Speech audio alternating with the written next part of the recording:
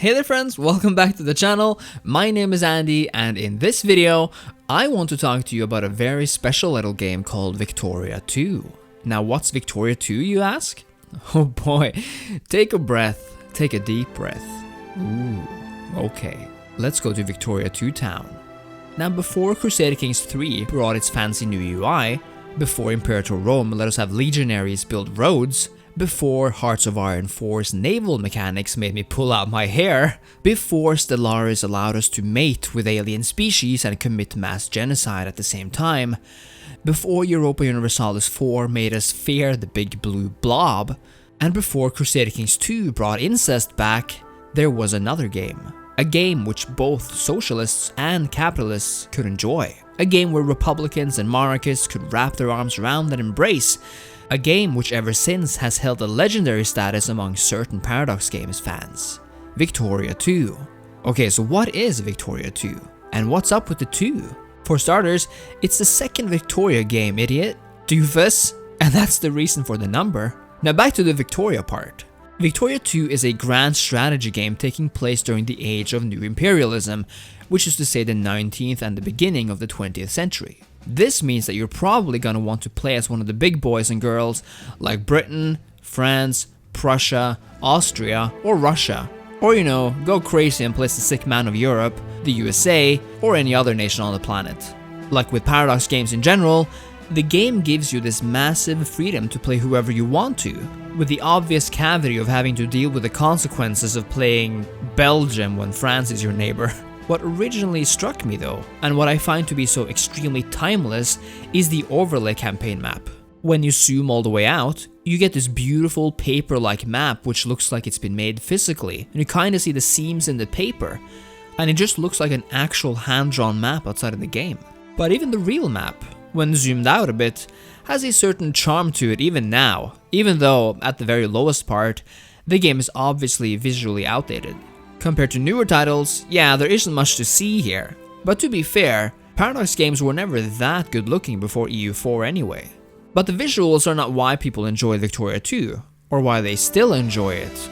No, people enjoy Victoria 2 because it's so grand, it's so unique among Paradox titles. Now I'm not saying Victoria 2 is the best Paradox game, but it does a few things which really sets it apart from the rest. Where Hearts of Iron 4 is all war and conflict until your game grinds to a halt, where EU4 and CK2 are experiences where you go from war to peace faster than you can say Prussian Space Marines, Victoria 2 was, at least in my experience, a slower, more mind-gamey game. You see, the thing about Victoria 2, the thing about this whole time period, is the ambition of especially European powers to exert control over the rest of the world. But it's also a time period when, at least after the Congress of Vienna or Berlin, that European powers try to, get land without having to throw hands with each other. This is the exact reason why Victoria has the potential to have many fewer wars than other Paradox games, although as we'll see later, it's not all peaceful. So how then, in a game about imperialist colonialist empires, do we avoid warring at all times? Well friend, we have this here little thing called spheres of influence. And here's how it works. If you are a great power, which only 8 countries may be at any time and automatically makes you a badass, you gain influence points every month. And how much you gain is based on a variety of factors, but they essentially allow you to insert your influence over other non-great power countries. In the Diplomacy tab, you get a list of every nation on Earth. Oh, and yeah, since this is old Paradox, your menus are completely separate windows, but which somehow kinda works in this game. Anyway, this is where you get to choose which countries you should dominate, befriend, and just, have a chill time with in your own little sphere of influence. However, you're likely to almost always be competing with the other great powers over the influence of these nations, so you'll basically be racing to assert influence throughout your game. Now this is where it gets slightly more complicated. A nation may already be under another state's sphere of influence, and what happens then? Well, it'll be harder for you to sphere this country, as the overlord is likely to earn more influence points than you already have, and already do.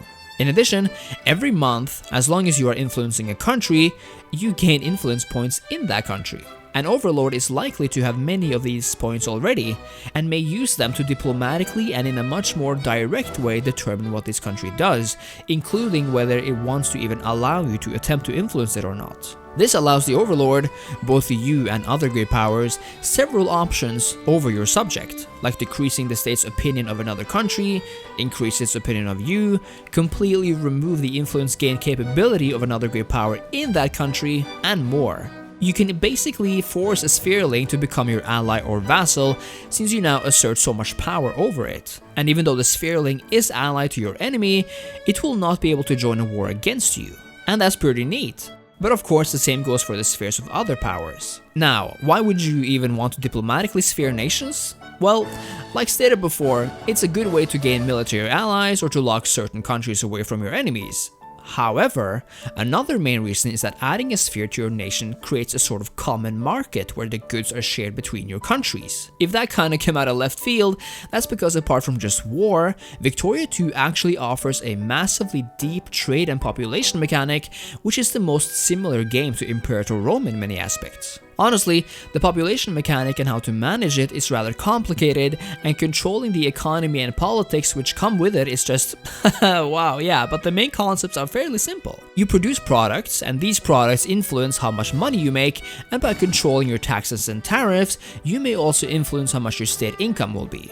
Now, tariffs is another interesting thing when it comes to spheres of influence, because when you sphere a country, tariffs are removed between them. So if you somehow manage to sphere China, which has a mass population of craftsmen and artisans, you might be outproduced and your economy might suffer because of it. But oh my god, either way, back to the population. Your country is made up of several pops, among them peasants, artisans, the priest class, and capitalists. Now these all serve their own purposes, like the priests act as teachers and increase literacy among your population, which can then produce good workers, and your capitalists produce infrastructure which makes for a better economy and military production long term. In addition, there are elections which will determine what type of policies and tax laws you may enact, and your entire economy is pretty much determined by who is in power, which is kind of cool but also super scary if you don't know how the system works.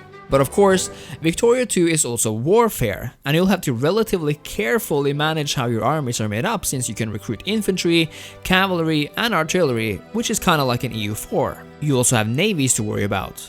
The thing about warfare though, is that you never really wanted to do too much of it, or be too, greedy.